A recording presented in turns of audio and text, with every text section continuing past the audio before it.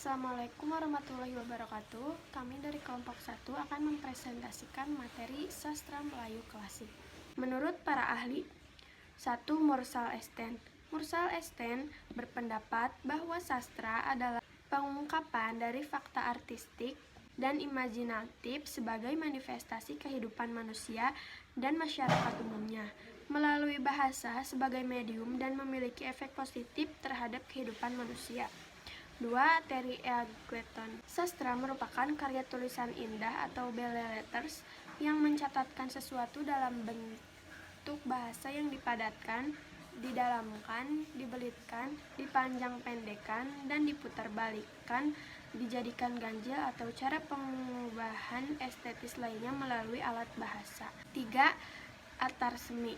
Suatu bentuk dan hasil pekerjaan seni kreatif yang objeknya atau subjeknya adalah manusia dan kehidupannya dengan menggunakan bahasa sebagai medium. 4. Panuti Sujiman.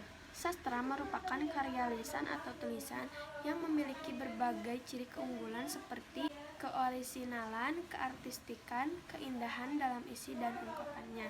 5. Ahmad Badrun. Menurut Ahmad Badrun, kesusastraan adalah kegiatan seni yang mempergunakan bahasa dan simbol-simbol lain sebagai alat untuk menciptakan sesuatu yang bersifat imajinatif.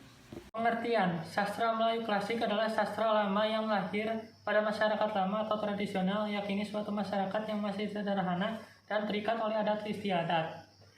Dalam karya sastra disebutkan bahwa sastra lama berkembang sebelum periode 20-an. Pada awalnya, bentuk sastra merupakan cerita rakyat yang disampaikan secara lisan dari mulut ke mulut dan turun-temurun.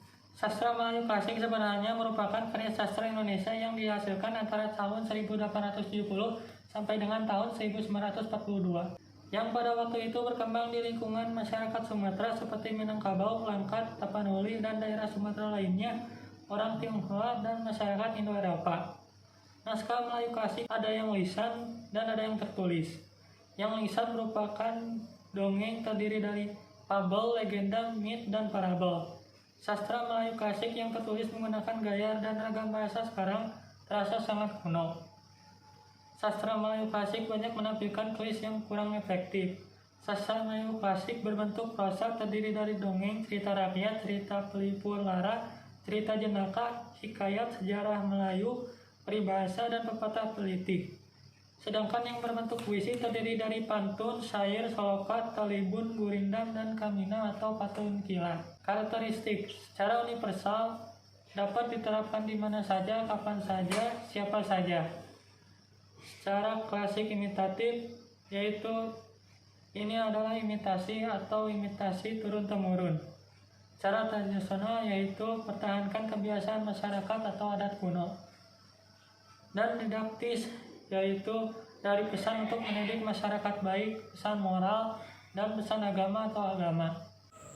Disebar secara lisan. Penyebab utamanya adalah bahwa pergerakan masa lalu sangat lambat dibandingkan dengan konvoi masyarakat di zaman modern.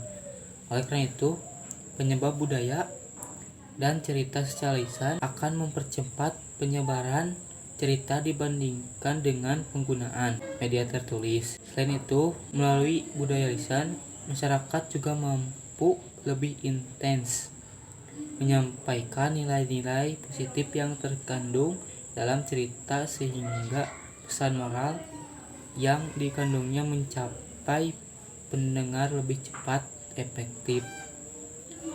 Bernilai budaya setempat. Penciptaan karya-karya secara klasik Malaysia biasanya membawa budaya lokal sehingga dari sejarah yang kaya sastra klasik Malaysia pembaca bisa mendapatkan gambaran moral dari orang-orang yang hidup di era sebelumnya. Bertema istana sentris.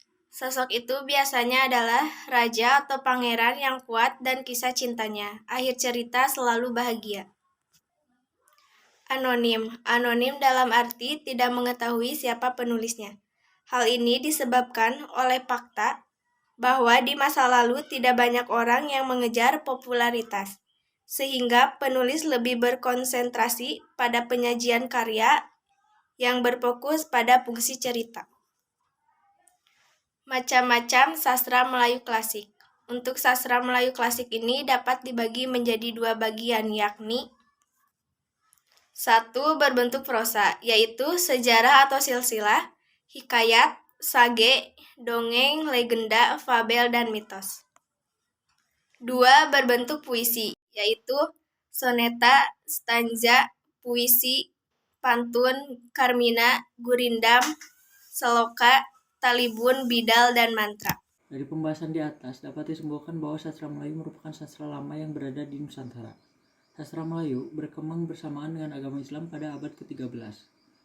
Dan sastra Melayu memiliki beragam jenis seperti fabel, legenda, mite, dan lain-lain. Setiap jenisnya memiliki keunikan tersendiri. Saran dari kami adalah mari kita mengenal dan mendalami karya-karya sastra Nusantara. Jangan sampai sastra Nusantara hilang dari peradaban yang semakin berkembang. Terutama salah satu sastra Nusantara adalah sastra Melayu klasik yang tidak kalah penting untuk kita pelajari. Wassalamualaikum warahmatullahi wabarakatuh.